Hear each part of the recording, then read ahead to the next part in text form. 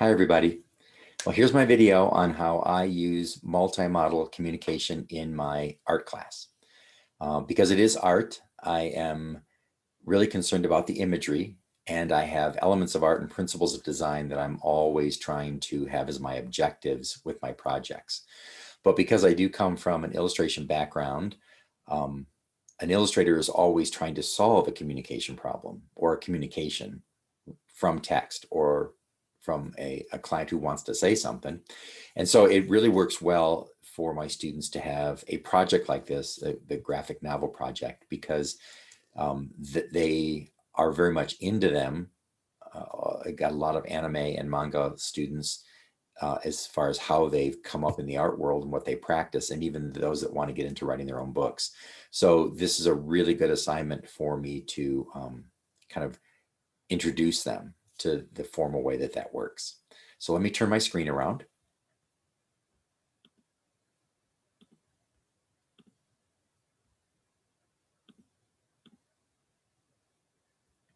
So as you can see here, my graphic novel is James and the Giant Peach.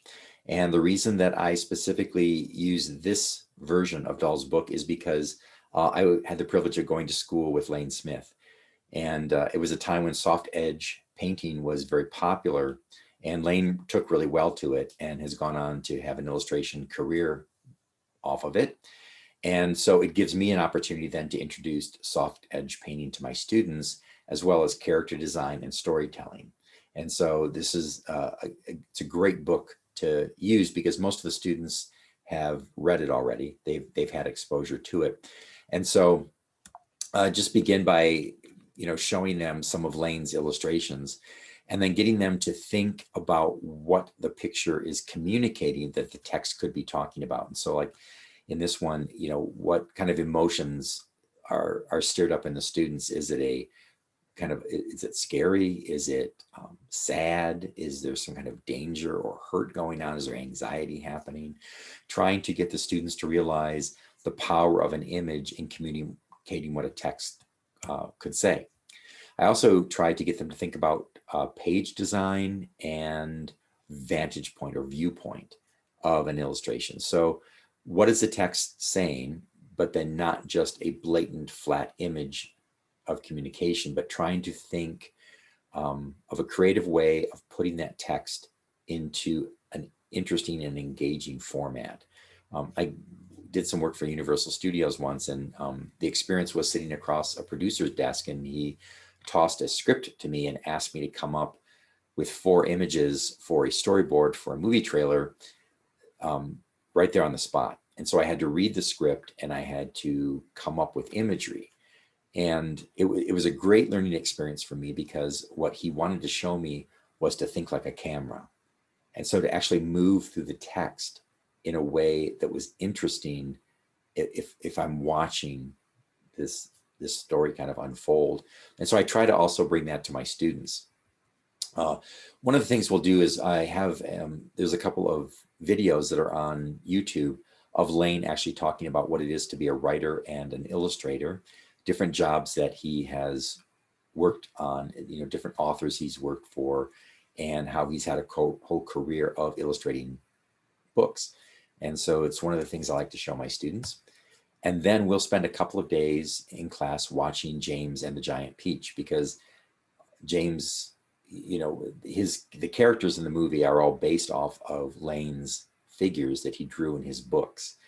And so I like the idea that where Dahl wrote the book and Lane came up with the imagery, then Lane becomes the technical advisor on the movie, and the movie becomes this classic. So I kind of like the idea of showing them how text leads into storytelling with art that leads into who knows what as a career path, and getting them to really think on a larger scope than just doing a picture.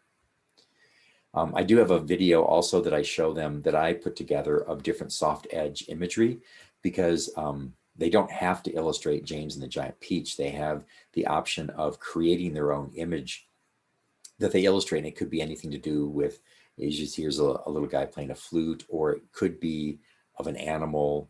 It could be of a fantasy creature, whatever interests them, as long as the objective is met of it being soft edged for me, and that it communicates atmosphere in the midst of telling a story from the text that they choose.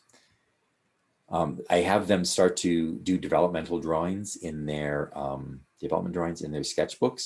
So here is like one of Lane's where he's actually kind of sketching out the peach and the idea of the inside of it. Well, I get my students to do that so that they are, one, starting to explore value contrasts with the medium that they're going to work in, but then also how text can interact with the imagery, whether it cuts into it or whether it frames it or whether it becomes an integral part of actually the creation of the image.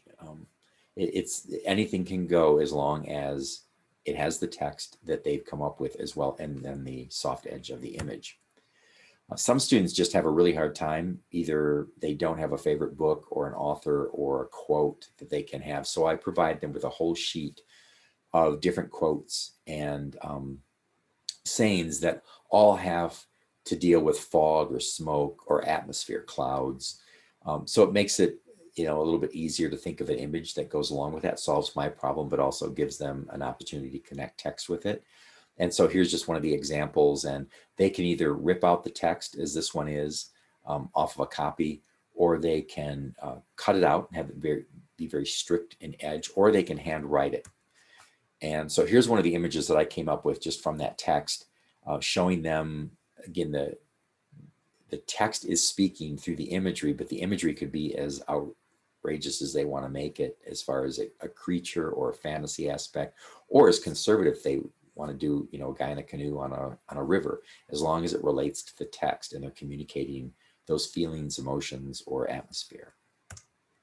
Here's one of my students' actual finished projects. Because it's soft edge and where it happens as far as in the semester, they're working in either charcoal graphite, and be that either black or white, on either black or white paper. And so here Ellie chose to work in charcoal on white paper, and she took her text from a Tolkien story, and she's got the bear coming out of the woods with the fog and stuff. So very much meeting the objectives of the assignment, but then building it around the text. Here, Javier, he told his story with the idea of perspective and, size relationships and getting to create atmosphere, and then chose to handwrite his text also down on the bottom of the page. So as long as they're incorporating the text, and that's what I'm trying to get them to really enjoy. And then the finish of the assignment is that they have to write a SEAL paragraph, and SEAL is an acronym for claim, an evidence, an analysis, and a link. And so, and you can kind of read what those are each individually supposed to communicate. But it is about the student not just doing the image, but then also being able to tell the story behind the image. I also have them do a SEAL paragraph when we do a ledger art project, which is based off of the American Indian tradition of telling stories with imagery of victories or trials or situations that they've gone through. Then the student writes a paragraph explaining that story that they've communicated with their symbolisms. And so those are the two ways that I communicate or have them figure out text communicating in imagery in my art class. So I look forward to seeing what your videos reveal for me.